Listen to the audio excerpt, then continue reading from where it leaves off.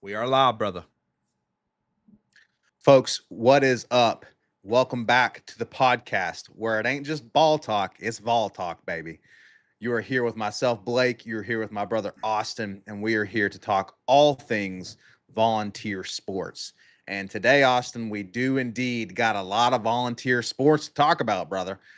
We are looking at, we're going to pull the band aid off, really quickly review the bowl game and the travesty that was.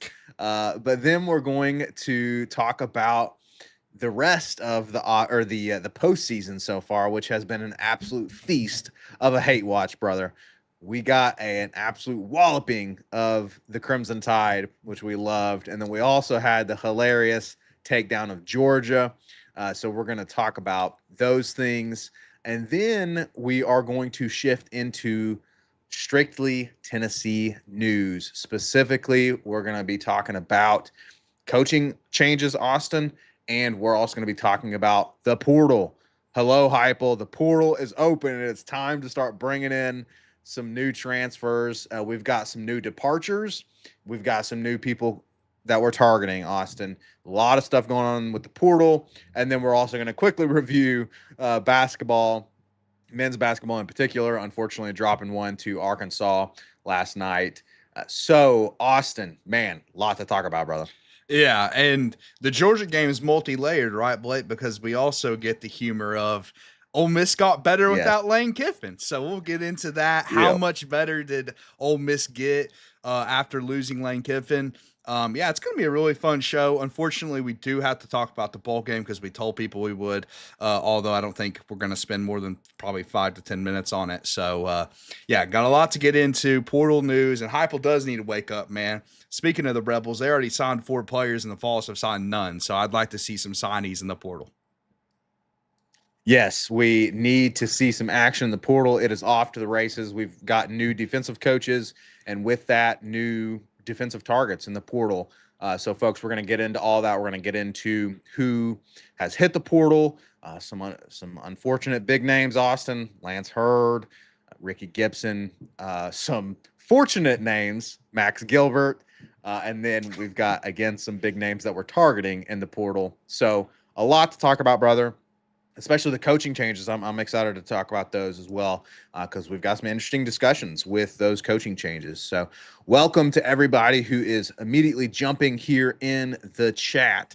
Awesome. We've got Lamone, we've got Herb, we've got Rhonda. Welcome, everyone. Please smack the like button. And of course, subscribe if you haven't already. And man, jump in the chat. We love chatting with you guys. So jump in the chat. And then if you're watching after the fact, jump in the comments and let us know what you think about the portal targets, specifically who you think the biggest portal target is. Let us know what you think about the coaching changes. By the way, again, sneak peek on that section, the strength and conditioning coach, which a lot of you wanted to get rid of. He has been let go, Kurt Schmidt. So again, tons of stuff. Let us know what you think in the comments. And of course, join us as we go through in the chat. So, Austin, without further ado, let's go ahead and start by ripping that quick little band-aid off. It's Music City Bowl. It doesn't mean much, okay? It really doesn't. And we said that before, by the way. Where this is not No, it's mental not gymnastics. hindsight. We didn't even want It's to not cover hindsight. it, Blake. So exactly. Because we want to be in the playoffs. Exactly. But as it stands, thank God Max Gilbert is hitting the portal, Austin, because Illinois' One of the kicker reasons we won the lost. game for them. Yeah, exactly. Exactly. Whereas our kicker can't make anything. Take us That away. is correct. Dakota kind of summed it up perfectly to me. Blake, we were texting about the game, and the Music City Bowl really only had one outcome that was going to impact my mood, and that was if we lost. It was going to annoy me if we lost. But if we won, it's like, who cares? It's the Music City Bowl. No one's watching this anyways. Right. It is very annoying that we lost, especially in the manner that we did. And I'm going to keep this brief. I have to shout out Aguilar in a minute, though, for some news that came out after the game. But starting with the bad, essentially, I'll go through the ending sequence in the game, Blake. What happened was we were down in the game. We needed a touchdown. We get a kickoff return. It was electric. Okay. We get a kickoff return. It was very electric. However, we scored too quickly, Blake. We scored too quickly. We left them Right. about 4 to 5 minutes left on the clock. And we all know with our defense, especially with how the defense is playing in this game, by the way, Blake, they literally could not stop a nosebleed in the second half.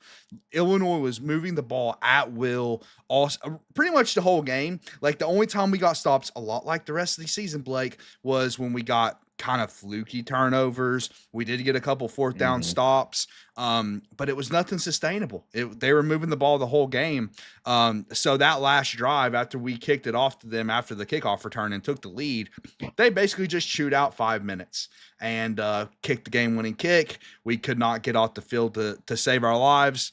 It was very disappointing, man. Very disappointing performance. Very frustrating to watch this defense. I'll be honest. I'm usually extremely locked into Tennessee games, Blake. Extremely. Every Saturday, dude. Even the no-name teams, even when we're playing the Chattanoogas of the world or whatever, I'm always locked in.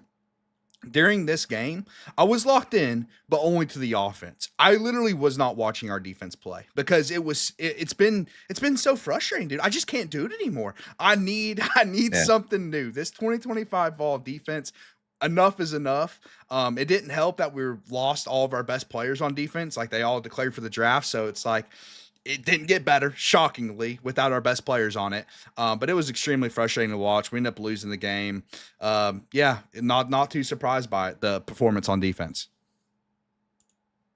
Yeah, it's still unfortunate, but it's frustrating. And they're without their defensive coordinator, their primary coach. Tim Banks obviously was out, so I don't know if that deflated some of the players or what. I would have hoped that it rejuvenated them, that they're going to get a better scheme coming in. I don't know, but very frustrating indeed, and very frustrating performance from Max Gilbert. Shout out to Ryan in the chat. He says Max didn't miss the transfer portal, did he? Get that Yeah. surrender Cobra out of Knoxville. I wouldn't be surprised if he accidentally misses it, Ryan, because that's what he's prone to do. And then Ryan says, "Yeah, the kickoff return in the game doomed to." Go ahead, Austin. This cracked me up, Blake. Because we had a comment. I forget who it was. I'm not calling this person out, but in our preview, we're all worried about Max Gilbert. We're talking about, oh no, Max Gilbert's probably going to miss a kick at some point. Somebody in the comments was like, Max is fine with inside 40, and the irony of that is the kick he missed was 37 yards. Was in So yeah it's inside dude, 40. Oh. And yeah, we'll talk about him more later, but he's so in his head. You could tell in this game as well. Unfortunate performance by him. Obviously, the 3 points, probably would have made a difference considering you lost by 2 points. And like you said, the Illinois kicker, that was the funny thing about this year, Blake. Didn't it seem not only did we have a extremely inconsistent and frustrating kicker, but it also seemed like we unlocked the other team's kicker. Like every game, like every time we played a team, specifically Oklahoma, their kicker just has an absolute career day on us. And that happened once again in the Music City Bowl. Exactly. The Illinois kicker was just spectacular. And it's the most Tennessee thing ever. Very frustrating. Rhonda, I agree with Rhonda in the chat. Rhonda says, I can't stand the Music City Bowl. Someone put a curse there on us. Yeah. Yes, I think ever since the North Carolina penalty situation in the Music City Bowl that Austin talked about in the last episode, man, it's we don't like the Music City Bowl, that's for sure. Shout out to Rachel, my wife, in the chat. She's in there saying, "Go Big Orange." Welcome, Rachel. And yeah, Ryan says Max always looks like he is about to land on the beaches of Normandy whenever you ask him to kick a field goal. It's exactly, so true. exactly. Austin, you mentioned Joey Aguilar. This was mind blowing, brother. You texted me this when we found out about this. Apparently, he had been playing with a tumor in his arm. Yep. Talk us through this. Yeah, I mean, it's non-cancerous tumor. So, thank God for that. But he'd played through this all season long and didn't tell a soul. It was only reported after the fact by N. Rappaport. Absolutely incredible, man. Absolutely. It adds to Joey's story.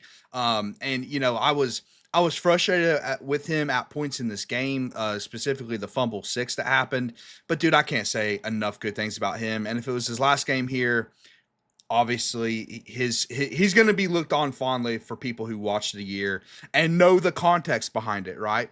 Learned the playbook in Yep. 2 months, was unwanted by UCLA, who by the way won 3 games, and then played with a tumor in his arm the entire season. Didn't complain a single time. Never complained about the defense either. Always took blame, and never took credit. I mean, that's what good leaders do. That's what he did. And no matter who's quarterback next year, we are downgrading as far as intangibles are concerned, Blake. We are downgrading as far as leadership is concerned. And that does worry me because, Joey might not have the biggest arm. He might not be the most accurate or the most athletic, but I think, his intangibles are A plus plus plus, man. Like nobody's going to get better than that. And this story that came out just adds to it. One other positive I'll throw out for the Music City Bowl before we move on, Blake, is the Sean Bishop. Can't wait for him to have another season. He just, again, Yes. we gave him the Jawan Jennings Dog Award in the season review, Blake. He earned it once again in the bowl game, dude. He just plays like an absolute dog, gives his all every single time he's out there. And we're going to need him. And that's a guy who kind of tied into Aguilar, can kind of pick up the slack with the leadership, Blake. And that's a guy we're going to be looking on next year, specifically on the offense for that leadership role, kind of like Dylan Sampson held for a few years. So excited for another year of Deshaun Bishop next year. Yeah, I'm excited to see it as well, and we'll see what happens with the Joey situation. But man, that's crazy. And do we know, Austin, if it was in his throwing arm or in his non-throwing arm? Oh, I'd have to look at the report, dude. That's a good question. Sure, but doesn't matter. But regardless, it doesn't matter. It was giving him pain. He was playing with a friggin' now it was a benign tumor, but he's playing with a friggin' tumor in he's playing football with a tumor in his arm. Yep. And like you said, didn't tell anybody, kept it quiet. So man, yeah, incredible stuff from him. Rhonda and Ryan in the chat agreeing with us, shouting out Joey for sure. So we appreciate him. But yeah, overall, obviously disappointing result with the Music City Bowl. But look, it's the playoff era. We're looking to be in the playoffs. So the point is like you said, regardless of what happened, it's a disappointing result because we're not in the playoffs. So we are hoping, Austin, to change that. We're about to talk about some teams that were in the playoffs, and we loved watching them lose. So let's change now. Look, guilty as charged. We love a good hate watch here on Vol Talk. Okay, we do. So buckle up because we got some good stuff to talk about with the hate watch, Austin. We've got Alabama getting absolutely dog walked by Curt Cignetti and the Indiana Hoosiers. And yes, folks, you heard me right. Indiana Hoosiers in the semifinals of the college football playoff. Yeah. Indiana Hoosiers, who have been one of the historically worst football programs in the country. Okay. And Curt Cignetti, and I can't wait till you bring up this stat, Austin. I'm going to go ahead and tease it. I'm going to let you bring it up. But there's a stat that shows that it was truly Curt Cignetti has outcoached Kalen DeBozo and just absolutely walloped him. And then again, like you said earlier, on the flip side of that, we got a hilarious situation where Lane Kiffin leaves Ole Miss. There was reports that he wanted to be there in the press bar or up in the box for the game. And he wanted to be on the broadcast. Yeah, exactly. He wants to be on the broadcast. Leaves Ole Miss, doing all this craziness. And then here Ole Miss is. And if I'm not mistaken, Austin, Ole Miss's one loss was to Georgia during the season, was it not? That is correct. And with Lane Kiffin as head coach. With Lane Kiffin as head coach, and then they avenged that loss, beat Georgia. Crazy end of the game. But they beat Georgia. By the way, their kicker, I think Rhonda maybe said earlier in the chat MVP, that we wish that we had the Ole Miss kicker. But they beat Georgia. They kicked Georgia out of the playoffs. So, Austin, brother, it was a glorious hate watch. Oh, yeah. It was. What a way to bring in the new year, watching Georgia and Alabama lose, specifically Alabama. Okay. For those who don't know, we have a cousin who I'm pretty close with that can be pretty annoying because he's an Alabama fan. And he was telling me how overrated Indiana was. And he proved that because Ohio State lost to Miami.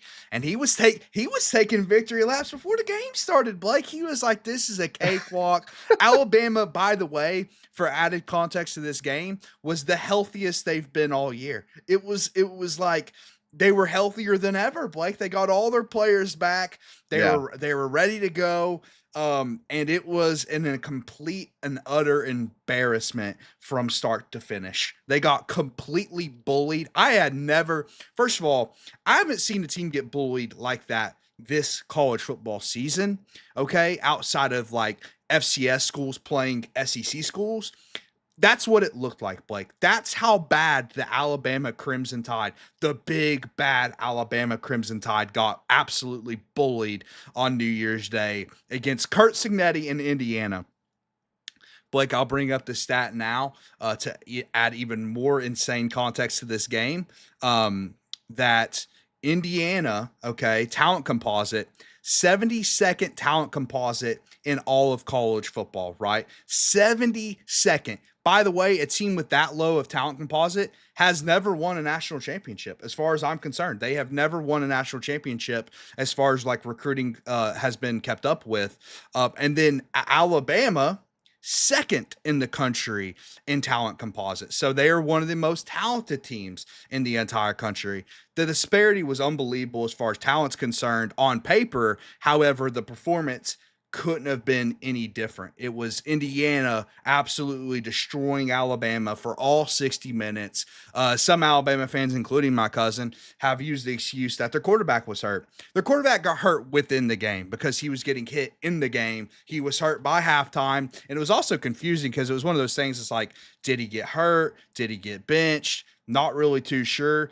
Either way, they're as healthy as they've been all year, man. And they got embarrassed.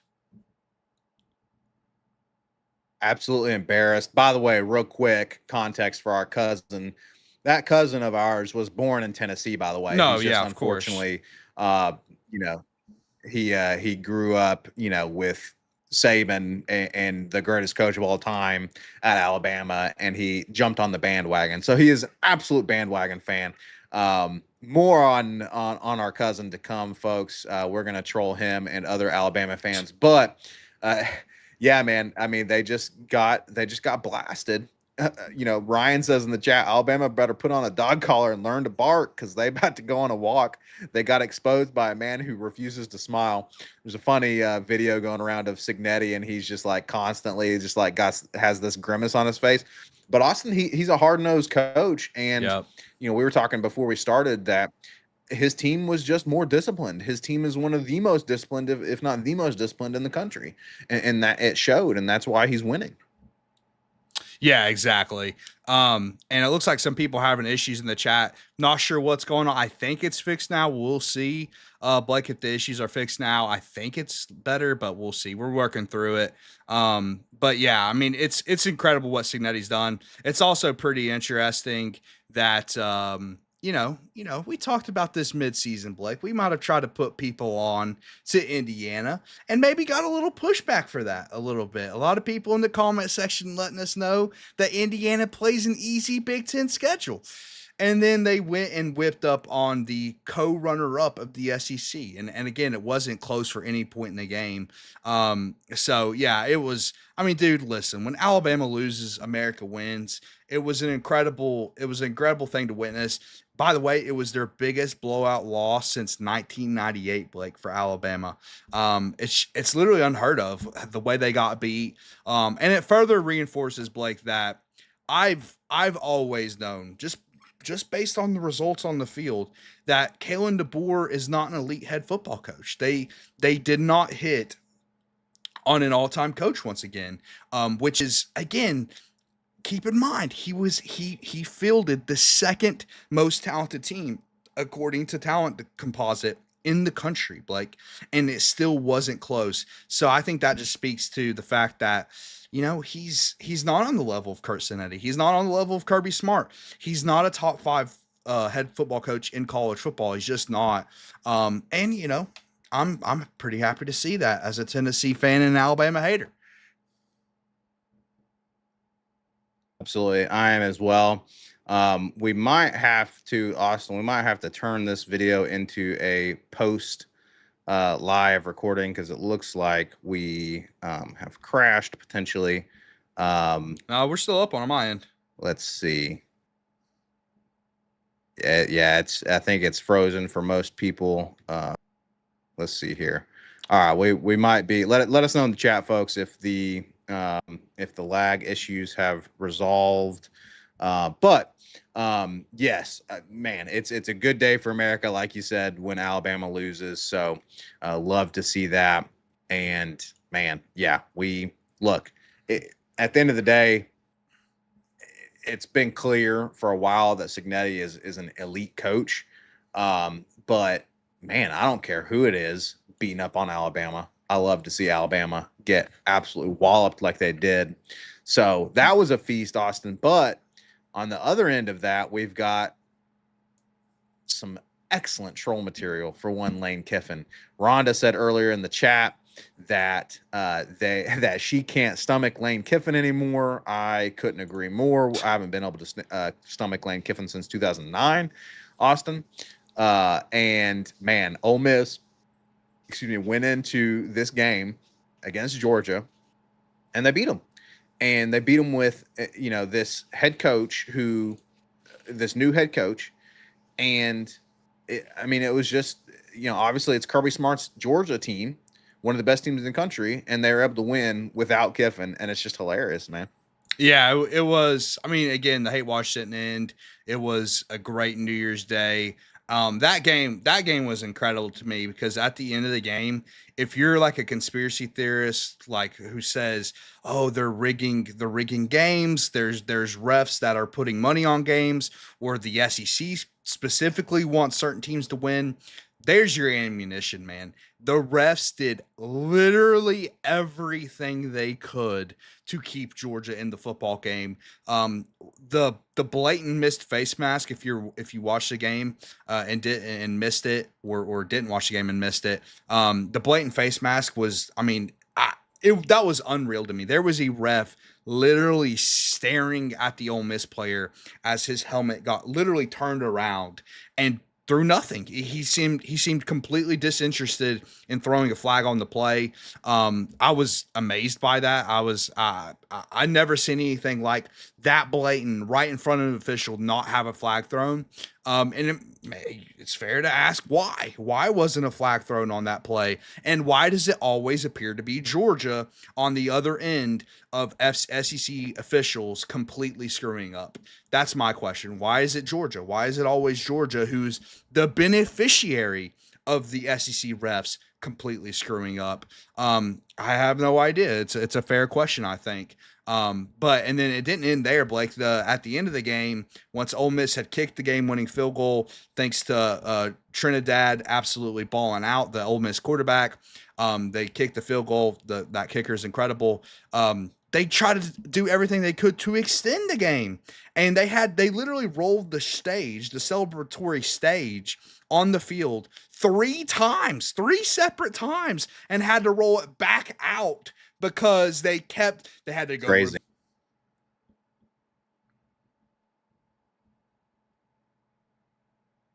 Blake, are you there? Yes, very embarrassing. Folks are reporting. Yeah, folks are reporting in the chat that it's going in and out for them. We apologize, folks. Not sure what's happening. We will work to see if we can resolve the connection issues, but rest assured, if the connection issues don't resolve, we will make sure that we get the video up after the fact. Yeah, it looks like mine's going in and out as well. Don't know what is happening, but yeah, man, it was great to, other than the embarrassing end of the game and the refs and going on and off the field and all that craziness. It was wonderful to see Georgia lose, no doubt. Winston, do we want to, let's see here. Yeah, I say we just keep rolling. I think there's some people can't lagging, tell. some I think people it's not. a little behind, folks. If you pause the vid. Blake, are you there? Yeah, I think it's everyone. If you pause, guys, pause the video and then let it buffer a little. Yep. I can hear you. Yeah, Can you hear we're me? like I don't know if we're getting doxxed right now or what. We're not synced up.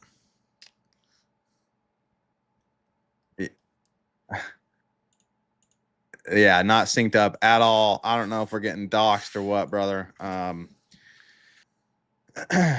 Take it away, Austin. All right. We're having connection issues, y'all, Hello. obviously. So we'll see if we can figure it out. All But right, yeah. all right, Austin. I think we're gonna have to cut it, and I think we're gonna have to. Yeah. All right. It looks like we're gonna have to restart Uh, here. We should be what did you back say, in brother? about. Are we gonna? Yes, we're gonna restart. We'll be back in a few minutes. We will be back to continue talking about the hate watch and all the other stuff we had to talk about. We had to figure out the stream though. Apparently the lag's gotten better, but me and Blake are currently not Austin, it synced. seems to be. He Yeah, we are can't. not synced at all. It seems to I'm be okay saying right now. things. Blake's on like a 10-second delay right now. I have no idea what's happening. I have no clue what's happening. You're on a 10-second delay for me. We have no clue what's happening, people. Maybe it's getting better, maybe it's not. We're I mean, people are still watching, so maybe we try to fight through it and see if it'll fix and get out of the delay.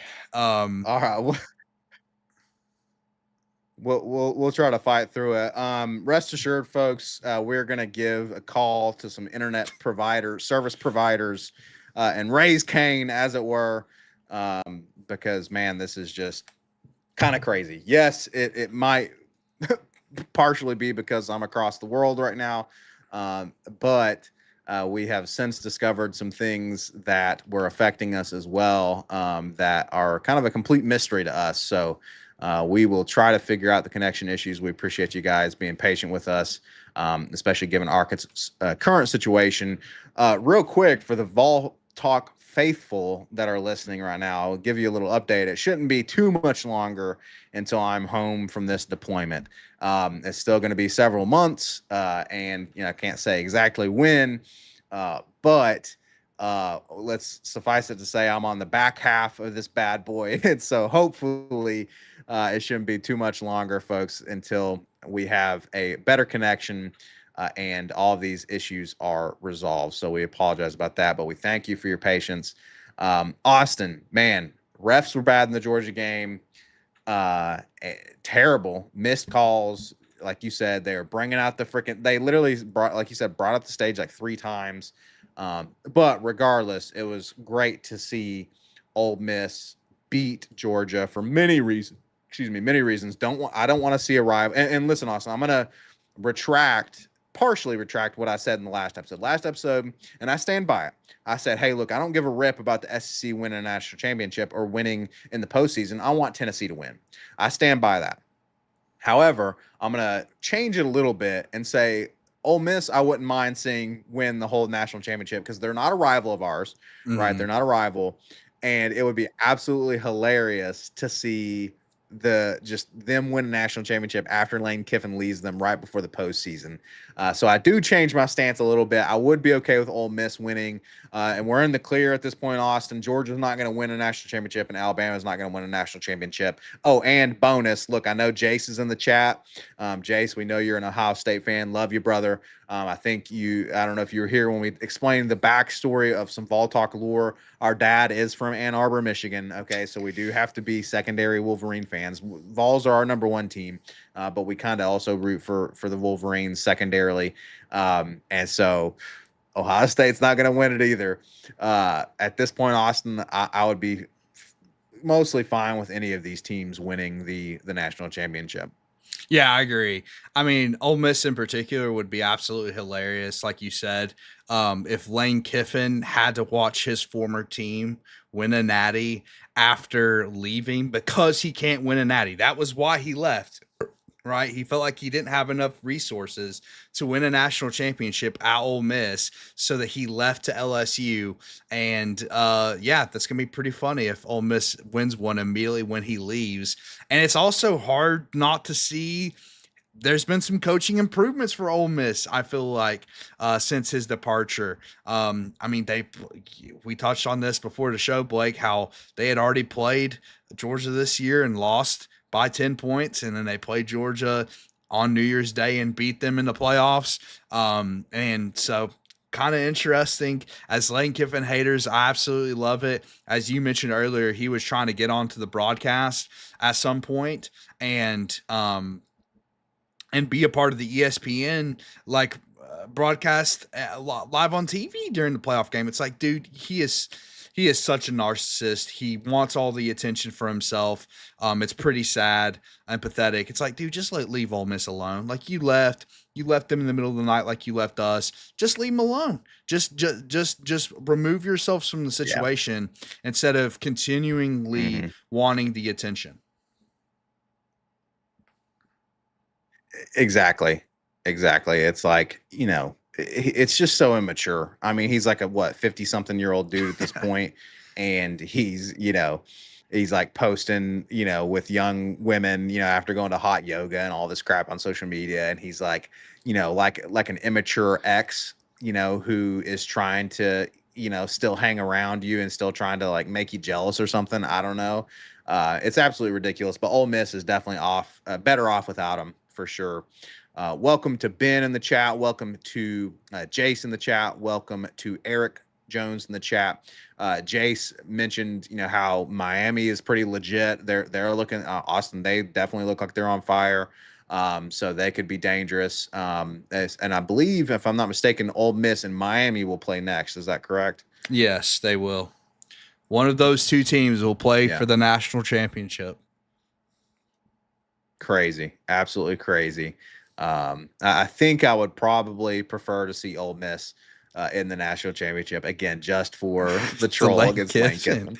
It's hilarious, dude. It's so funny. I mean, you left because you thought you couldn't win the big one. It turns out just you can't win the big one. Ole Miss can.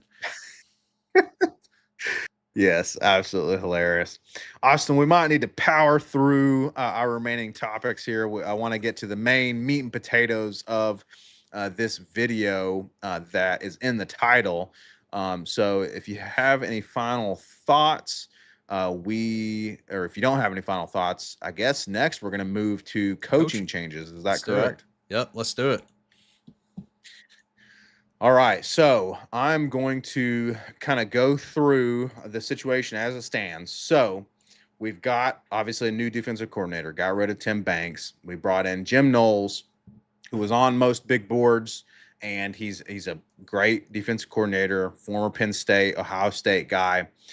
And he brought with him a few of his coaches from Penn State.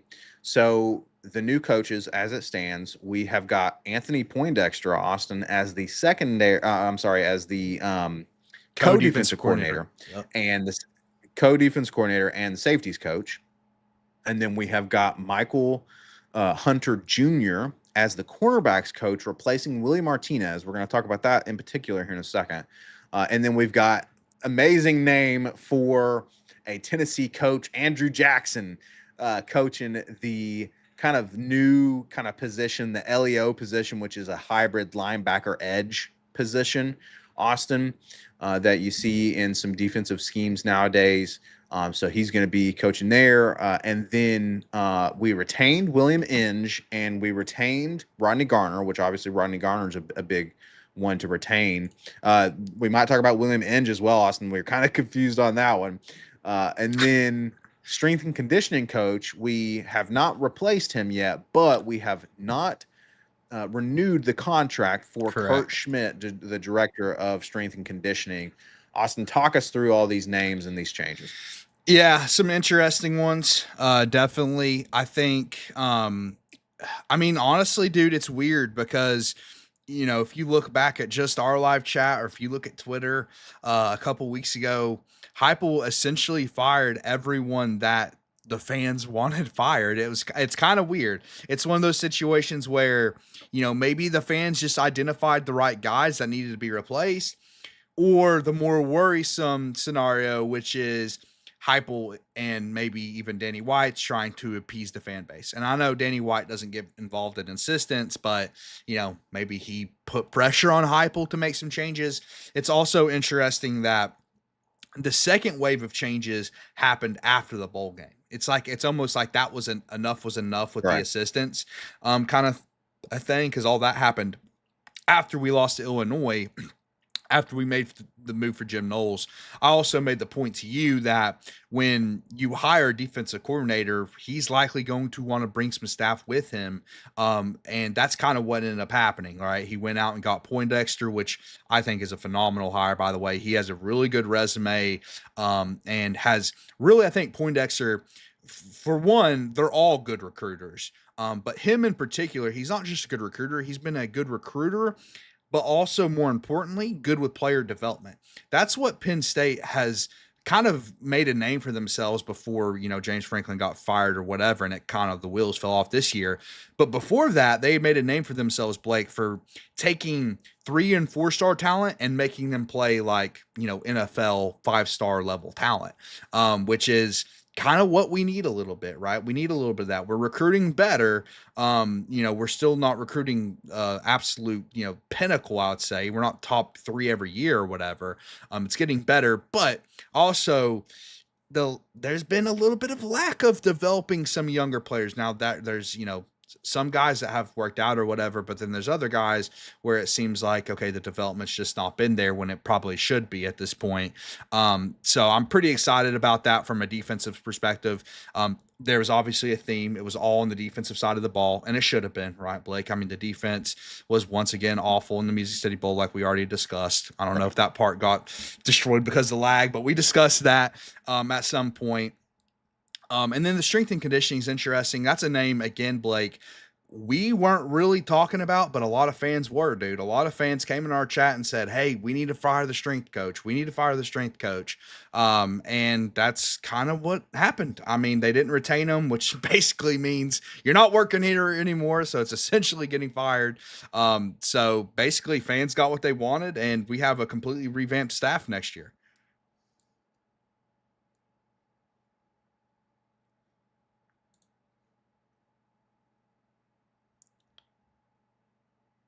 Brother, we are unsynced again. I think you are done talking, but yes, so I agree that look, the Poindexter hire is looking fantastic, and I can't wait to see what he can do. So let's get into the nuances of some of the changes and retentions, right? So we got Eric in the chat saying, hey, I like Jim Knowles as defensive coordinator, and the fact they retained Gardner and Coach Inge for the linebackers, the 2 I wanted to retain, and he replaced the coaches I wanted to replace in Willie Martinez. So maybe let's talk about Michael Hunter Jr. and Willie Martinez first, Austin. A lot of fans were down on Willie Martinez, and it's understandable to an extent, right? Because we had some bad years in the secondary, particularly at cornerback. However, Austin, the recent evidence is that this is a guy who went into the portal and got 2 guys in Jermon McCoy and Colton Hood and developed them into first-round draft picks or projected first-round draft picks. And so, Austin, it's, to me, it's not as clear-cut that Willie Martinez needed to be replaced. Now Michael Hunter Jr., he seems like he's a good up-and-coming guy, no doubt. He's coming from Ohio State. He's been in Jim Knowles' system. Yep. And so maybe it's, Jim Knowles needing to bring in his guys. But to me, it's not as clear cut that Martinez wasn't doing a good job, because he was producing some, and Ty Simpson, Austin. Or not Ty Simpson, I'm sorry. Ty Redmond. Yep. So, yeah, I mean, a lot of the points you made, Blake, interesting. I will say the replacement, like you said, came from Ohio State, really good recruiter. So that's something to be excited about. And I think that's part of the decision. And yeah, I mean, again, this Willie Martinez is a guy that a lot of people wanted to replace. I think it was because he saw over all of the secondary, not just corners. It was also safeties. But I mean, his resume for developing corners can't go unrecognized, in my opinion. I mean, like you said, Jermon McCoy and Colton Hood in back-to-back years finding talent in the portal. and immediately making them first round talents. And then you have Ty Redmond this year, who comes in as a true freshman. And you could say, hey, if you come in as a true freshman and play well, it's probably just because you're really talented. You didn't get a lot of developing, but I think it's a mixture of both. It's not like Ty Redmond was not an elite recruit. I think by some recruiting outlets, he was a 3-star.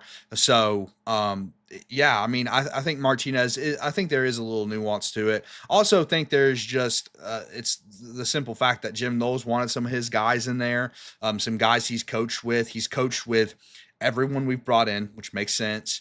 And there's also something to Blake, just kind of the reset.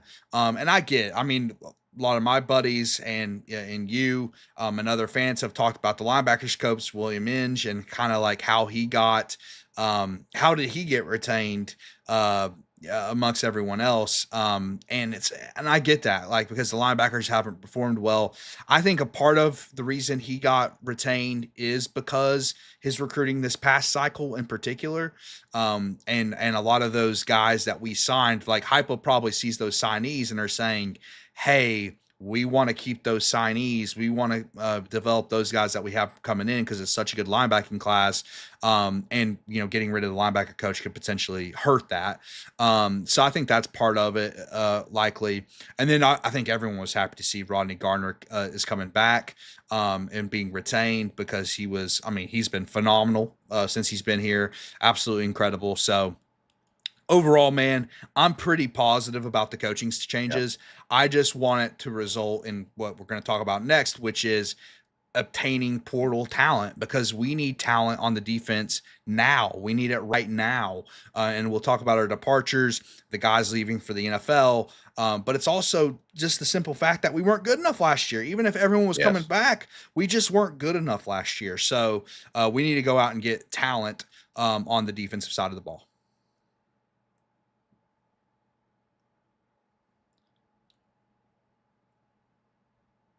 Yeah, we definitely do. And we're, like you said, we're hoping that these new coaches are going to help in bringing in that great talent in addition to developing them.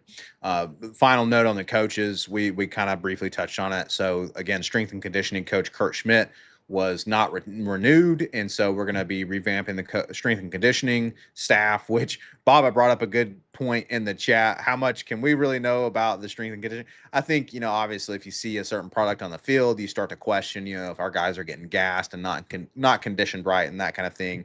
If your guys are not putting on the kind of muscle that you would hope they would, and things like that. But regardless, as it stands, we're changing it up there. And as far as we know, Austin, right now, no one has been hired. There's been a couple kind of weird, maybe false reports on some people. But as it stands right now, it doesn't look like we know who is going to be replacing Kurt Schmidt and his staff yet. But we'll keep a pulse on that for sure. And we'll definitely, we'll mention it once it comes out. So y'all be looking out for that news. Shout out to Backflip Spaghetti in the chat, and shout out to Dylan in the chat. Dylan says, I feel like the strength conditioning coach stuff is warranted. It told me a lot that Vandy and Illinois were blowing us off the ball on the line of scrimmage. And I think that's a fair point from Dylan. Austin. You never want to be bullied by Vanderbilt. That's for sure. No, yeah, exactly. I mean, yeah, and I get that. I mean, there's some argument. I also get Baba/Rick's point in the chat, which is like, some fans have opinions that may be kind of baseless, and they're just kind of hoping for a fix and why the team's playing poorly. And that's kind of where I was with it. But at the same time, I get it. Like if you're getting out physical by Vandy, there's a reason. There is a reason to potentially want to get a new strength coach. So overall, man, I have no issues. I mean, my biggest thing was getting rid of Tim Banks. And that happened, and we got a solid guy. We'll see how well everything meshes together. That's the next question. Like, will these guys, and again, Jim Knowles has coached with the guys we've hired. He hasn't coached with some of the other guys on the staff that have been retained. So how will that all mesh? Will it work? How quickly will it work? My only thing, what's keeping me positive about the situation is it's hard to see it get worse, right? It's hard, like how could it get any worse, right? I mean, our defense was one of the worst in the country last year, one of the worst in the SEC. I mean, the only reason we're not the worst in the SEC defensively is because Arkansas exists. If Arkansas didn't exist, we would have been the worst in the SEC defensively. So I believe it will get better. I don't know how much better. I don't know if we'll be a top 5 defense by next year or not. I obviously hope so, but I do expect it to get better. Just because again, this year it reached a pretty low point defensively.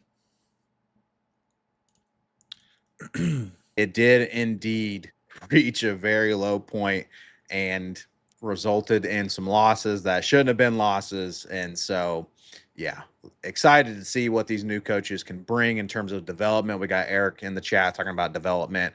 And so, yeah, I'd love to see not only the recruitment, like you said, Austin, the recruiting, but also the development. Shout out to Backflip Spaghetti again. Says, I'll never walk away. Don't have the same enthusiasm. Hey, brother, look, the Vols will start winning again soon. Don't you worry. Don't you worry. We We will get hope back to winning. that everything school's It's only a matter of time. kind of falling, Blake. Look, it's fine. It's fine. You can't win everything every year, Austin. Okay, so we'll get back to it. But again, folks, thank you all for joining. If you're just now joining us, go ahead and hit that like button and subscribe if you haven't already. We have been talking about the bowl review. We have been talking about the wonderful hate watch that was this postseason so far, seeing Alabama and Georgia lose. Now we're talking about the coaching changes, but Austin, now we'll transition to the recruiting change, or the portal updates. Yep. So we've got a lot of activity in the portal. Real quick, again, Backflip Spaghetti in the chat saying over 4K players, 4,000 players in the portal is ridiculous. I agree with him. It's crazy how many people are just transferring left and right. But Austin, nevertheless, we've got some departures and some that are good, some that are bad.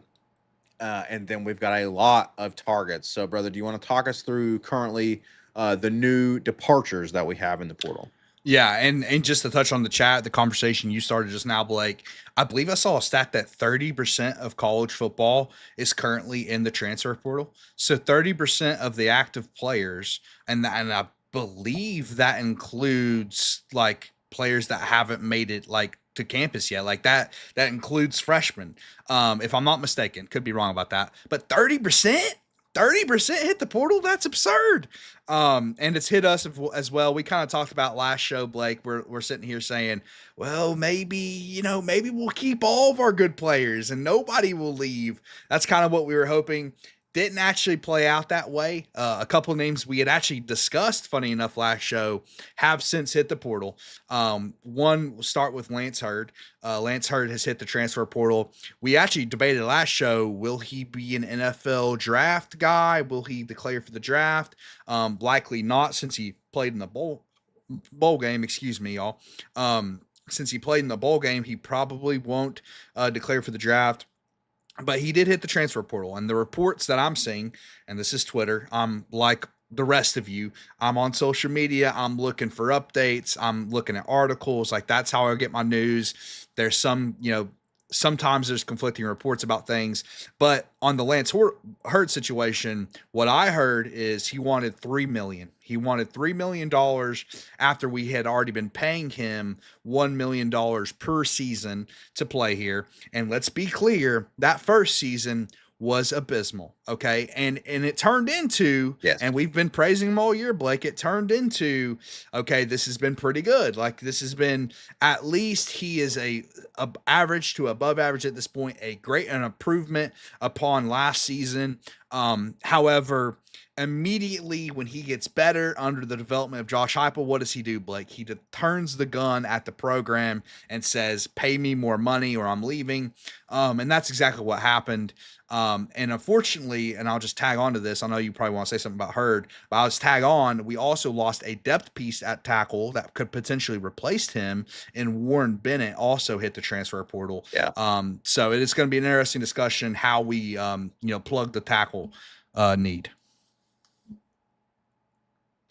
Yeah, I mean, it's definitely a big loss, but man, it's crazy. Just this environment right now, brother, in college football with these players who and what we're going to touch on the Ricky Gibson situation as well that Dylan just talked about in the chat because that's another one that's kind of crazy. But man, you made a great point, man. It's like Lance Hurd, okay, he bounces back, he has a great season. We're Yep. super high on him. We love the guy now, and then he just immediately turns the gun and is asking for QB level money. And it's just, man, it just at some point you've got to sit here and think like, do these players not realize that money's not infinite, right? And that, you know, in order to have a good team, we can't just pay every single person $5 Yeah. million a year.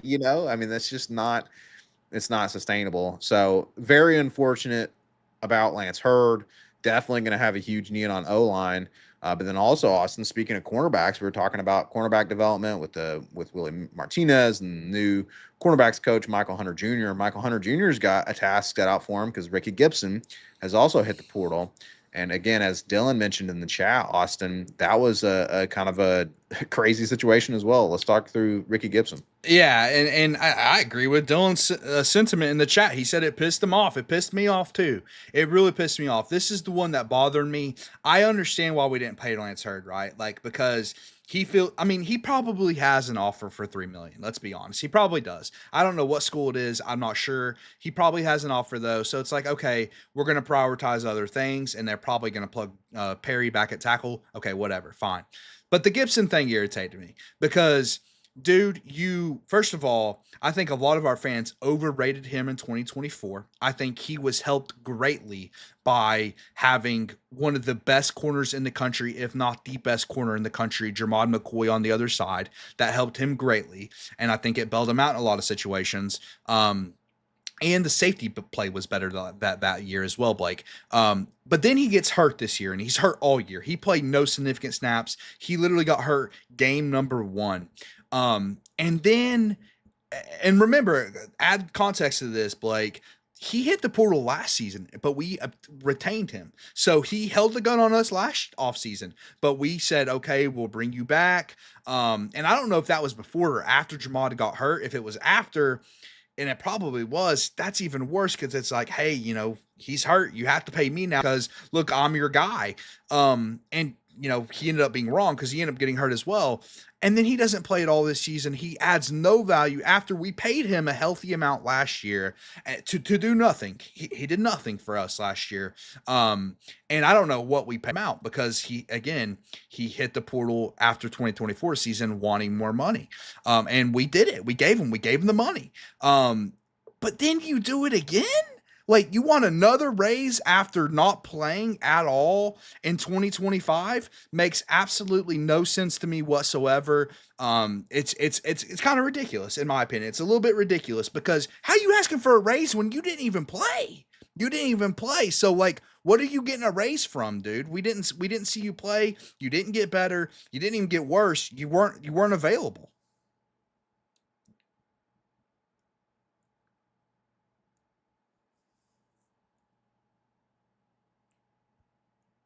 Yeah, exactly. It's like, man, what kind of it's just speaks to the craziness of the college football landscape right now, brother. That these players are doing this to teams where you get paid, you hold them hostage, you are injured, you don't even play, and then you just jump ship. Now, to be fair, Ben in the chat pointed out, it could apparently Austin Price reported that the coaching change potentially has something to do with it. Yeah, Look, maybe, but it's fair, just but it's kind of crazy that you that's fair, but all at the same time, it's also like, man, where do you draw the line where a school is supporting you, paying you, even though you're not exactly. playing, they're I know. helping you heal from injury, and then you jump ship. It's like, I mean, dang, dude, like what I mean, what does it take to just get a little bit of loyalty in today's game? Doesn't And exist. I don't want to go off. Exactly. And I don't want to go off on a rant, Austin, because we're talking about portal targets and we all, yes, backflip spaghetti. We are going to talk about the Ty Simpson rumors here soon. Yes, we are. We're going to talk about some other targets. So some positive things, portal updates. But Austin, it's just like, I'm like, man, gone are the days where someone wants to be a freaking Tennessee Vol, man, I know, man. and just wants to give their all for Tennessee, wants to play for the love of the game. And I get it. Like, get paid, sure. But daggum, man, I mean, you're gonna get paid. You can't just, I mean, you're getting paid. You can't be loyal as well. I mean, it's Yeah. like, come on. And listen, the coaching change, it is a fair point. I do think it probably has something to do with it. But it is kind of weird. I don't know. It's just a weird situation to me, man. Again, pocketing that money, providing no value, and then once again turning the gun on the university. And we get it. We know the current landscape. Players are looking after for themselves, and it is what it is. Unfortunately, Blake, the only player that actually wanted to play here was Max Gilbert, and he sucks, so we told him to hit the road. But he actually wanted to be in Knoxville, but you also have to be good, so that's one of those things. But yeah, I'll touch on real quick because Kevin brought up Lance Hurd moving to right tackle. And I heard the rumor as well that they wanted to move Right David tackle, Sanders to left tackle and flip them again. And honestly, it wouldn't surprise me because Dakota and I got on this podcast and we railed on the same coaching staff for flipping Lance Hurd to left tackle, even though he played right tackle at LSU, and flipping God, I'm forgetting our guy's name now. Man. The guy that came from Miami. Anyways, our other right? tackle. Yes, John Campbell. Thank you. John Campbell. And they flipped him, right? John Campbell was playing left tackle. He played it well his first year here. And then they told him, hey, go play right tackle. And our offensive line was awful because of it, by the way. It was not a good change. So it really wouldn't surprise me if the coaching staff wanted to flip them. Let me just say, I vehemently disagree with that assessment of thinking that you need your best tackle at left tackle, unless David Sanders himself was saying, I want to play left tackle. In that case, it's like, well, I would rather retain David Sanders than Lance Hurd. Left tackle is not more valuable than right tackle. That is a complete myth that has been kind of debunked among people who actually know football. Both tackles are extremely important. Okay. Both right tackle and left tackle are extremely important. So, hey, if that's why Lance left, I kind of don't blame him. Like, I wouldn't want to flip again either. I mean, you just had a successful season out at left tackle. Right. Why would you want to flip again? Why would you want to learn it once again, go back and forth? So, whatever. I also think it was money related as well. Because I did hear the report about the $3 million, and he's not worth $3 million. But yeah, I think there's also, Blake, real quick before I kick it back to you, I want to talk about one other defensive guy that hit the portal, one other impactful defensive player. I'll just quickly touch on Amari Jefferson, the receiver from Alabama, last portal season. He's transferring. He didn't play this year. That didn't bother me. He wasn't good enough to play, I guess, because you never saw the field ever. The true freshman played over him, so that didn't bother me at all. Caleb Herring, though, is a guy that played impactful snaps this year, Blake, and that left. That one surprised me a little bit. Because defensive line, it's not like, oh, I need to go be a starter, right? It's not one of those things. Like if you're a rotational guy, and you play a lot, then you can get to the league like that, like no problem at all. Georgia rotates their guys a ton. They are known for that. So you got elite defensive linemen going into the NFL with not a lot of snaps compared to other positions. So that was a little surprising to me that he hit the portal. But he honestly, again, another guy that had his ups and downs. Like he had, man, I'm forgetting what game it is, but he had 2 sacks on a single drive this season. I remember talking about it with you, and it's losing me what game it was. Maybe Arkansas. Arkansas sounds right, actually. Now that I'm thinking about it, but he had impactful moments, Blake, but nothing crazy. I think if it's one of those things where if you can keep the younger players like a Jordan Ross, which fingers crossed so far. We haven't heard portal news about Jordan Ross yet. Then I would do that over Caleb Herring because overall he's been, I won't say a disappointment, but he's just an average rotational edge rusher. So that wasn't too impactful either. Yeah, definitely going to miss Herring for sure. And, Kevin makes a great point in the chat. I mean, hey, maybe some of these guys were asked to leave. He says he's heard Knowles wants the D line to be bigger. Mm, So, hey, I mean, that's a possibility. But that's where, Austin, that's where who we get in the portal, what we do over the next couple weeks is going to yep, be critical, right? yep. We have a ton of targets, so let's shift the conversation now to our targets in the portal. Unless, well, I guess we didn't really touch on a ton of offense.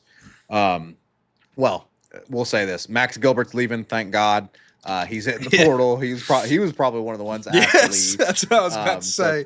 so yeah, so thank God for that. But unless there's anyone that we're missing, huge to talk about that hit the portal, Austin, let's now talk about who we're targeting in the portal. Mm-hmm. Ton of big names. Chaz Coleman is the number one guy on your big board to Mm-hmm. get out of the portal. But we've got some other guys in on defense.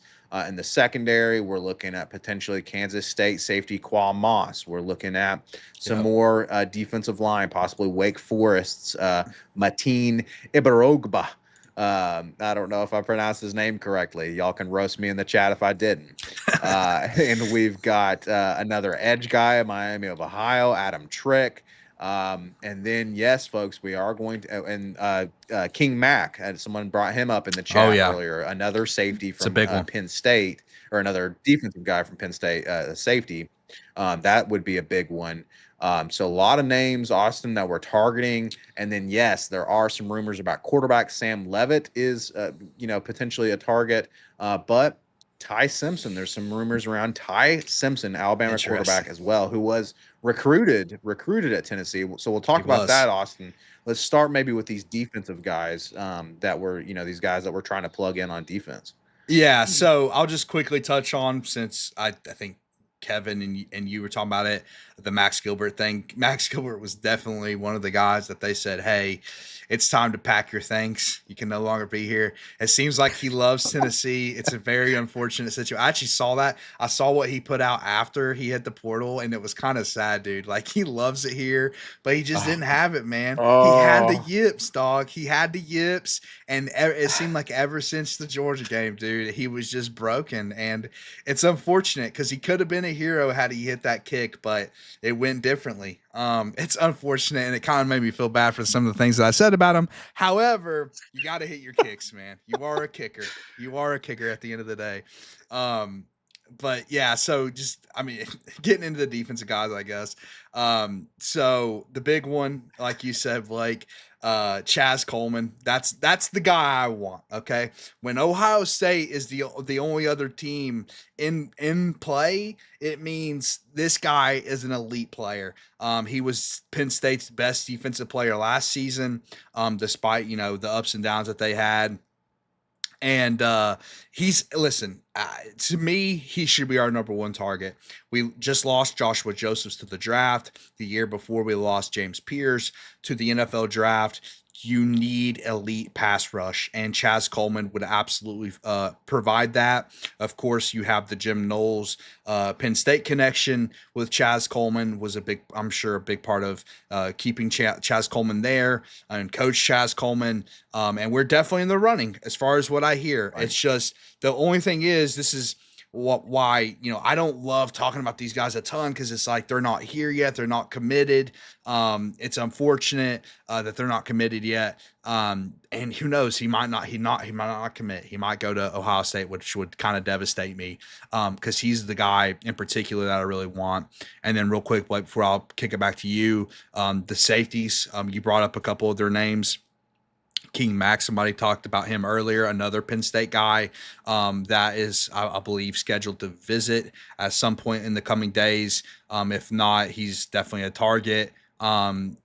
Yeah, another guy. Obviously, the safety play was not up to par this year, Blake. I think we talked about that ad nauseum here on the show. It was not up to No. par, so Yeah. we need safeties, and we could use a couple actually. Like, if you want to pick up two or three, that would work with me. Yeah. So a couple guys that fits in the whole system would be nice, but also just guys that can play football. Yeah, we just need someone who can play the game and play the position of safety, especially Austin, not disrespecting the great Eric Berry at this university. He would be, disgusted with the play at safety this Oh, past season. So, absolutely disgusted. yeah, I think it's safe to say that. But yeah, real quick, shout out to Mark Williams in the chat. Poor Max, I bet he's gutted. Hard thing I to deal know, with. man. I Yeah, know. Austin, I feel bad. I feel bad. I'm laughing, but at the same time, it's It like, sucks. God, I do feel terrible. It sucks, but man, like Ryan said in the chat earlier, like you said on this podcast, I mean, the dude looked like he was facing down an MG-42 German machine gun when he was Every about time he to kicks. kick a field goal.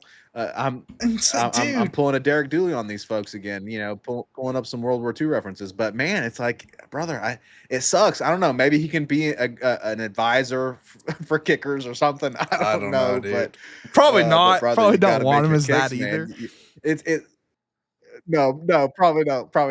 But it's unfortunate because man, think about Chase McGrath, right? And he's a freaking I know, Tennessee man. legend now, a I know, hero dude. because he I hit the know. kick. If Max Gilbert had just hit the kick, man, oh, he would be a legend. But instead, he kept missing kicks. So, but yes, we definitely need help on defense. A lot of people talking about, hey, Jim Knowles is looking for bigger size on the defensive line in particular, and so we're going to be looking for them to fill those holes. Potentially, Caleb Herring being one person that was kind of told, hey, maybe you don't fit in the system, and so we're going to obviously wish him the best of luck and hope that these defensive coaches can fill that hole. And Eric Jones agreeing about Chaz Coleman would be absolutely massive on the edge. Like you've been Yeah. talking about Austin. He's number one on your board. I think he's number one on a lot of people's boards. Being able to land him, that would be huge. And we've got backflip spaghetti talking about turn time being done. Yeah, that's like Austin said. We had some less than ideal safety play. So Yes. yeah, man. I mean, if it's going to come down to, what these coaches do in the portal over the next couple weeks for defense in particular Mhm. to see how quickly we can get this Jim Knowles system in place.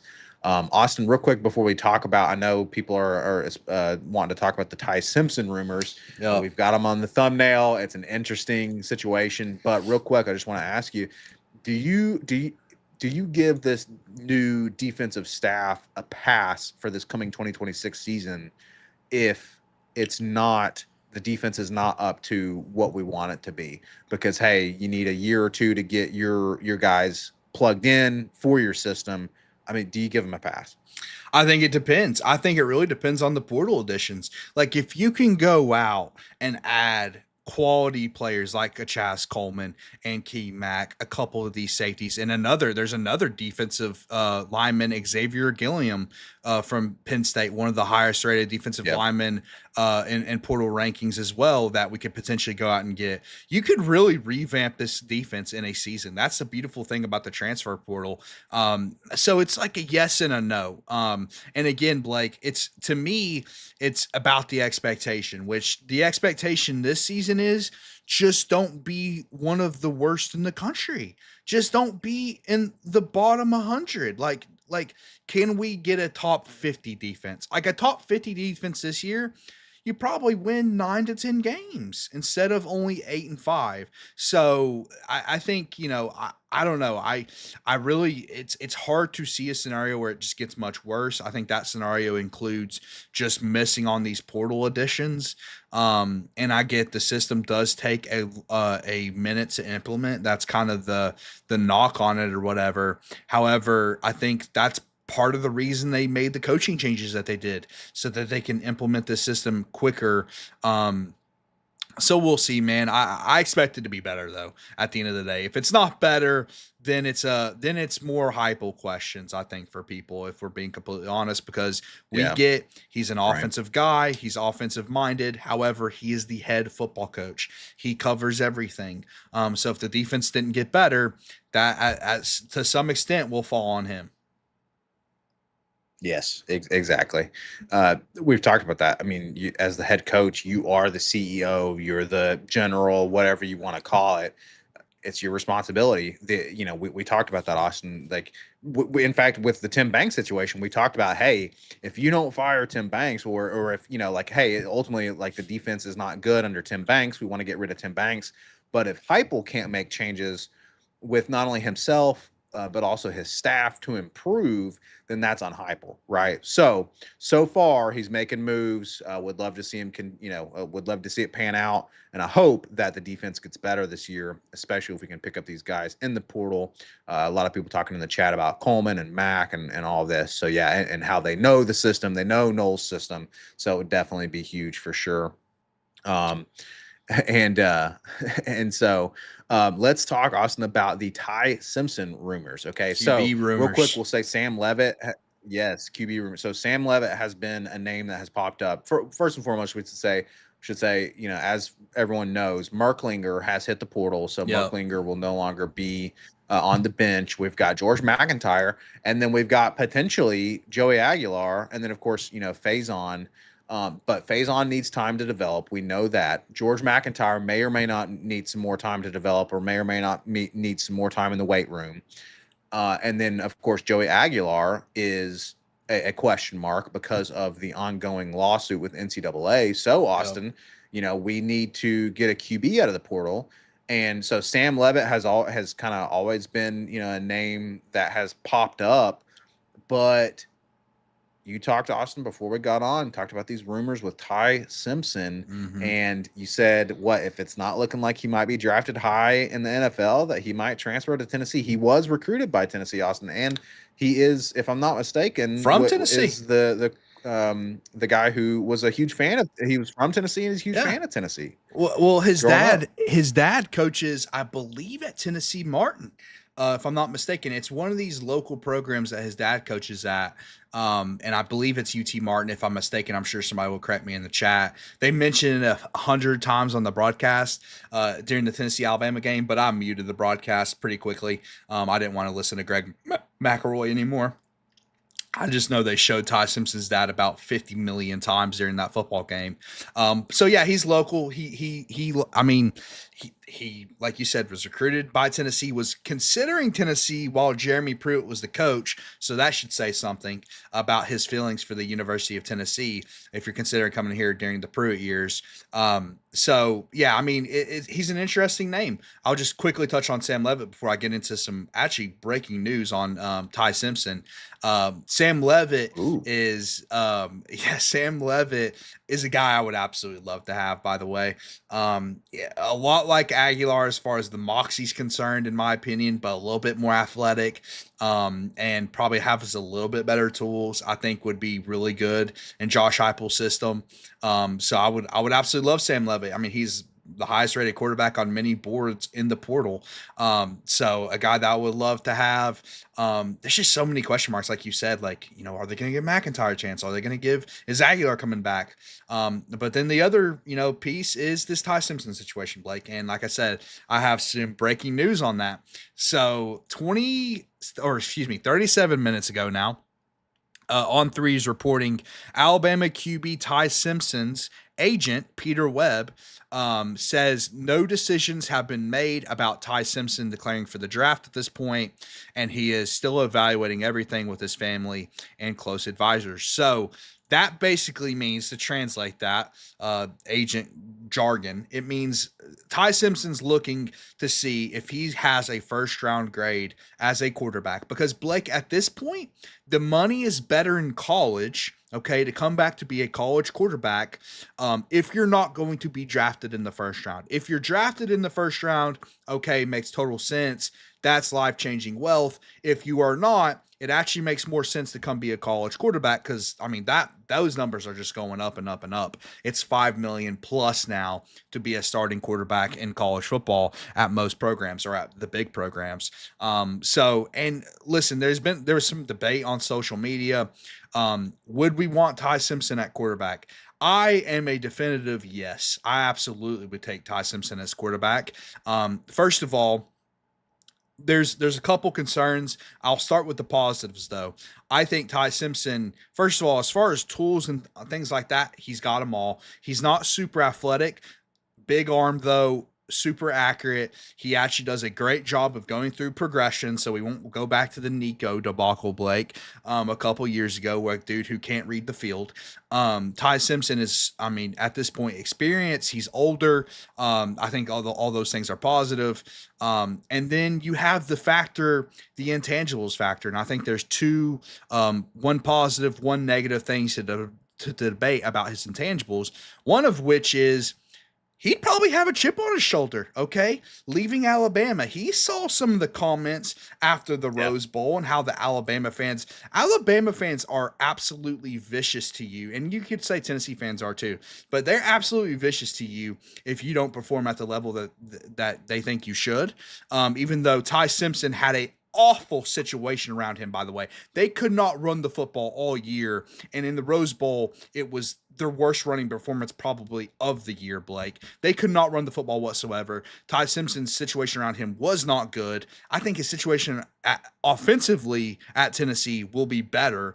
And so I think he'd have a chip on his shoulder, man. He leaves Alabama. He's going to Alabama's biggest rival, or second biggest rival if you want to count the Iron Bowl, one of their biggest rivals. He's going to want to beat Alabama. I think Ty Simpson would be great. I think he would fit Heupel's system just fine, and I would love to have him, dude.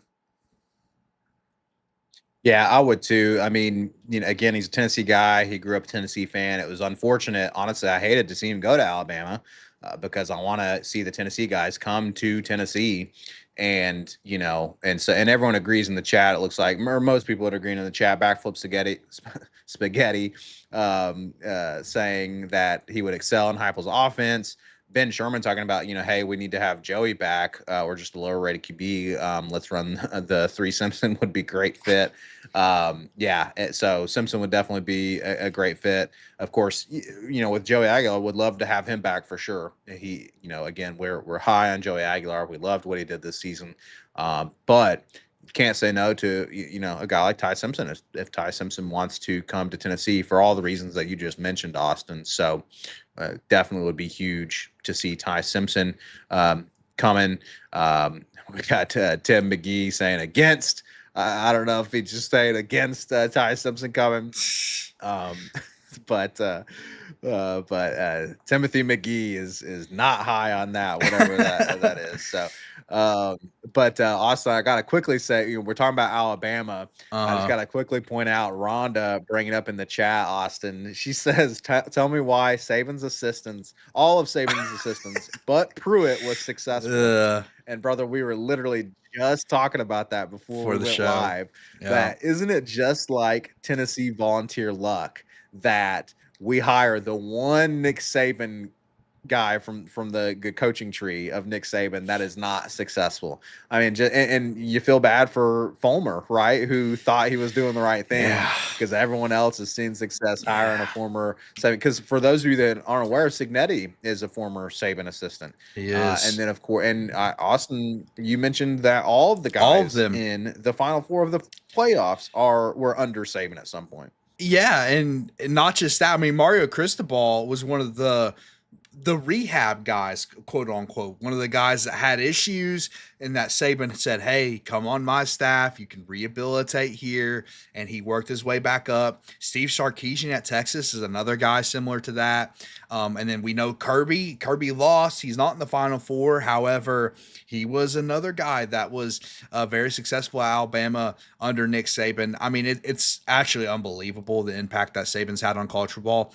It absolutely disgusts me as an Alabama hater, but you can't deny it. It's 100% a fact.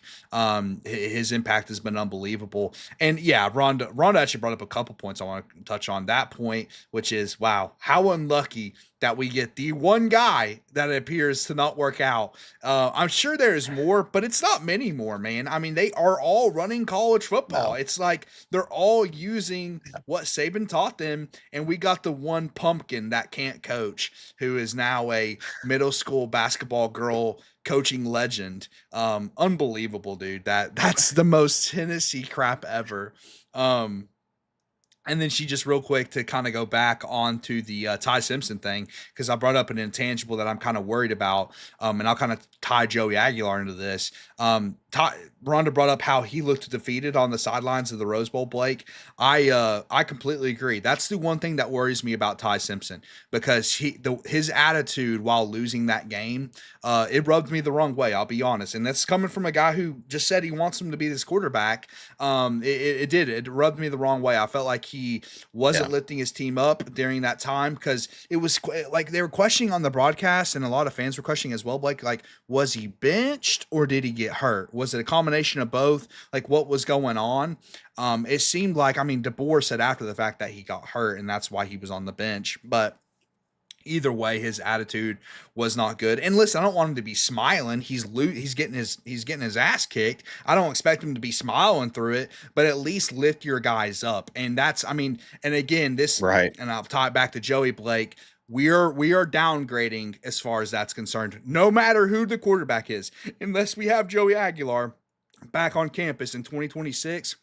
Intangibles and leadership is going to be worse. It doesn't matter who. I don't care if it's Faison Brandon. I don't care if it's George McIntyre or if it's going to be Ty Simpson, Sam Levitt. It's going to be a downgrade, dude, because Joey Aguilar, that's what made Joey successful. It's what made him successful. The underdog chip that he had on his shoulder, the absolute incredible maturity that he showed all year, the leadership he showed all year, obviously the grit, playing with a tumor in your arm. It really doesn't matter who it is. It's going to be a downgrade. So that's unfortunate, but it is what it is, because that's like a once in a lifetime kind of intangibles that Joey Aguilar showed this year. Yeah, and you know, some people in the chat made a good point. Backflip Spaghetti made a good point that, you know, yes, and you've said, Austin, Aguilar was off a few games, right? He made some critical mistakes against Alabama in particular. He did. And then, you know, he had a couple unfortunate mistakes in the bowl game recently, right? So yeah, he's been off the past few games for sure. But you're talking about the intangibles, man, and you're absolutely right that, you know, this is a guy who, and compare it to Nico, right? Mm-hmm. And I hope to God this is one of the last times I ever say that name on this podcast. But Same. but you know, but that was the whole problem with Nico, was that he didn't have the intangibles. He couldn't lead the team, and his teammates even said that, right? They came out and said it, like, hey, he wasn't a leader. And so, and yes, that is, you know, a little bit worrying from Ty Simpson, right? Because we want to see that maturity, we want to see that leadership, and that just speaks to your point about, you know, being a downgrade in terms of those leadership intangibles with Joey. You know, if Joey's not our quarterback. Now, is Joey, you know, did he throw some interceptions? Yes. Is he the greatest talent? You know, whatever you want to say, obviously. You know, those are all fair points, but the point you're making is the intangibles and the leadership and just the story. So, man, I still believe in the story, Austin. If the fireman can come back for 1 year, and now you add the tumor in his freaking arm, which, by the way, someone did say it was, I think it was Kevin confirmed in the chat, that it was the right arm, the throwing arm, that had a tumor, benign tumor, It's but ridiculous. nonetheless a tumor that was, you know, and he was going to quit football to become a freaking firefighter, and, you know, all this stuff, and Crazy, comes man. back, you know, left for dead at UCLA. Just crazy story. So if he comes back again next year, and if freaking Jim Knowles can get this defense right, Austin, and then we make a run to the playoffs, incredible story for Joey Aguilar. So I hope to see that. But yeah, if it's not Aguilar, then would love to see a guy like Ty Simpson, Sam Levitt, like you said, would love to see that as well. Yeah. I mean, there's a lot of intriguing options at quarterback. I mean, there's a lot of guys that, you know, Vols fans mentioned, oh, this is a potential guy when he hits the portal. But I think it is, if we're going the transfer route at this point, from what I'm reading and what we're all seeing, it does seem like it will be Levitt or Ty Simpson, or maybe a mystery option that we haven't kind of considered yet. But those are the two big guys. And Ty Simpson hasn't even officially hit the portal, by the way. But it sounds like he will if he doesn't get the first round grade that he's looking for in the NFL draft. So a lot of interesting things to keep a pulse on. I was kind of hoping we could break some news as far as the guy committing here on the show, Blake, but I'm refreshing Twitter and I'm seeing absolutely nothing. So no one's committed just yet. Hope some good news on Chaz Coleman and a quarterback, because I'd be happy with either that we've mentioned in the coming days.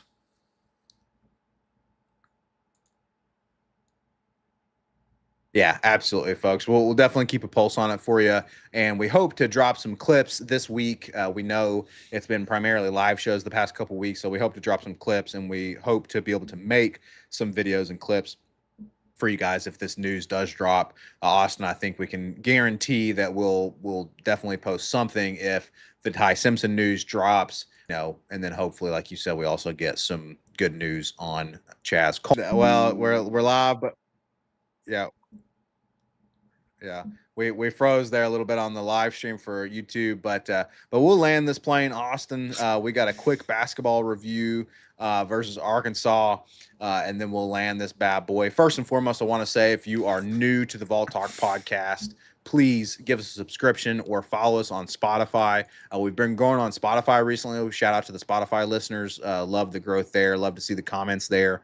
And then thank you all on YouTube. Man, we're getting so close to 1,000 subscribers, Austin. So please share it with your friends. Let's get to 1,000 subscribers on the Vol Talk channel. We would really appreciate that. And we love the chat, Austin. This chat has been great today. I've been trying to keep up with it in the chat here. Love everyone talking about all these portal changes and sticking with us, Austin, despite the connection issues. We really appreciate that. So let's see if we can land this plane, because I think the lag is coming back on the live stream. Austin, like you said, the Spotify folks will get. But real quick, we'll review the Arkansas game for basketball, because we told folks that we talk about basketball, and then we'll close this out. So, man, lost to John Calipari and Arkansas Razorbacks. We had a lead, Austin, in the beginning of the game, and then from there we lost it and can never really come back. Amit is just not looking like we were hoping he would. You talked about that a little bit. It's been kind of unfortunate and disappointing so far from the basketball team. Yeah, exactly. And yeah, we do apologize for the lag. Obviously, we're gonna try to figure this out to see if we can do the show lag free for once in a while.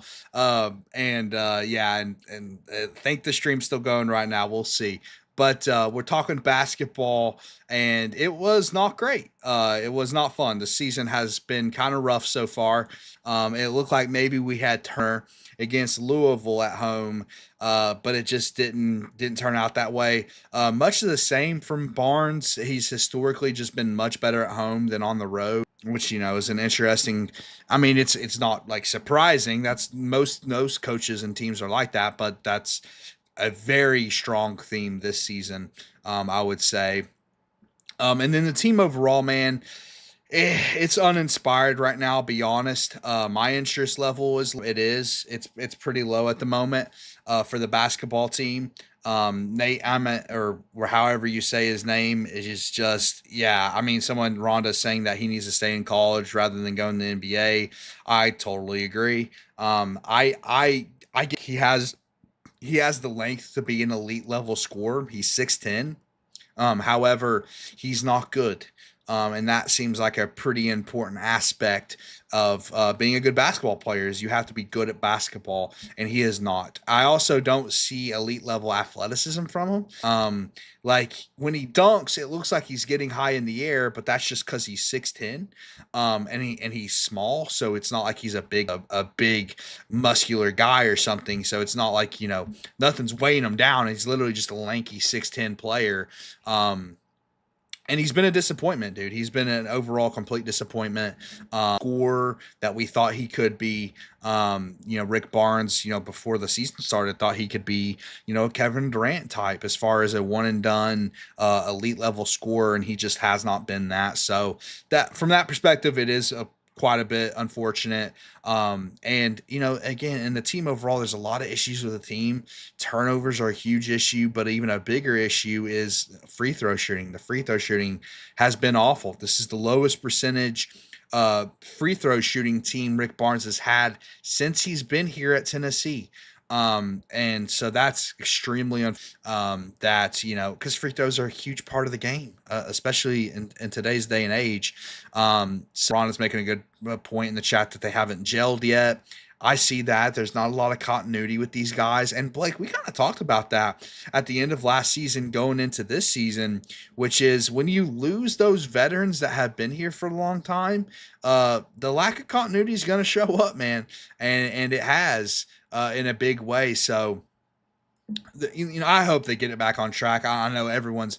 If you look at Twitter and if you are friends with some of the people I'm friends with, Blake, it is doom and gloom for the basketball team. People are calling it an NIT kind of year. I hope that's not the case. I hope we make the tournament and I hope we can turn it around. But as far as right now is concerned, it hasn't happened yet.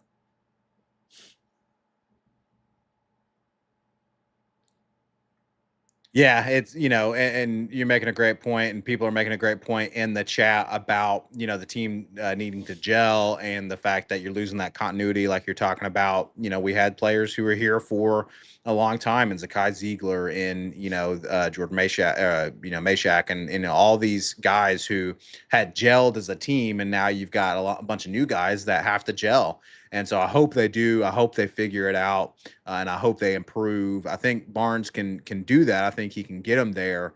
But obviously, there's still a lot of work. We were high on this team, Austin, coming into the season, but unfortunately, I think that lack of continuity is definitely rearing its ugly head. But real quick, Austin, we did quick basketball review, dropped the game to Arkansas. We're going to continue SEC play in basketball. We'll continue to keep a pulse on the basketball Vols as well as the Lady Vols.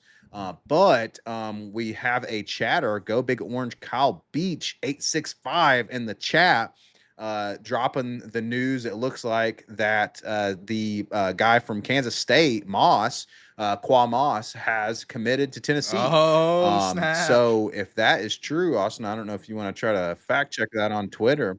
But that would be huge. We are just talking about safety being an absolute huge need. So Moss is definitely one off the big board. We're hoping King Mack comes in from Penn State at safety as well, and Xavier as well at safety that we were talking about. So huge get, Austin. If this is true that Moss has officially committed. Yeah, I am. I'm going to try to fact check it real quick. I hope that's the case. We need safety help. He was visiting today, so that is a real possibility. I'm going to go ahead and look it up right now on Twitter since my computer seems to be struggling at the moment. But yeah, breaking news, Vol Report on Twitter, very reputable source on Twitter. Kansas State has committed to the University of Tennessee to play football, hopefully, and play safety because we need safeties. That is a huge addition, man. It's a plug and play guy. I'll say right away. I don't even need to see if he was productive last season, Blake, because I know with the current safeties we have on our roster, he is plug and play immediately. Immediate day one starter out of the portal.